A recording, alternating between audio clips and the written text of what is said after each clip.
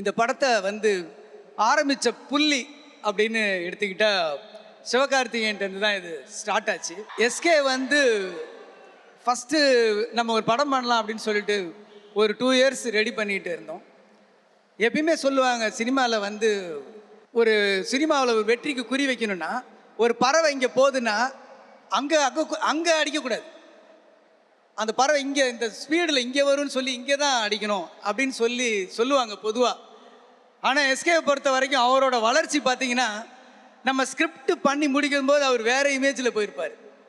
அவரோட ஸ்டார்டிங் அந்த பிகினிங் பீரியட்லேருந்து நான் பார்த்துக்கிட்டு வரேன். அவரோட வளர்ச்சிங்கிறது வந்து உண்மையிலே ஒரு அற்புதமான விஷயம். ஒரு சாதாரண மனுஷனும் டெய்லி சினிமாவில் எதையோ சாதிக்கலான்னு ஒரு கனவுகளோடு வந்து சென்னைக்கு வந்து இறங்குறாங்க பார்த்தீங்களா. அவங்களுக்குலாம் ஒரு நம்பிக்கை இருக்குன்னா எந்த பின்பலம் இருந்தாலும் சினிமாவில் சாதிச்சிடலாம். எவ்வளோ கஷ்டம், ஒரு திறமையும் உழைப்பும் இருந்தால் போதும் அப்படின்னு இருந்தால் நம்ம ஜெயிச்சிடலான்ற நம்பிக்கை வந்து எஸ்கே அவர்கள் கொடுத்துருக்காரு.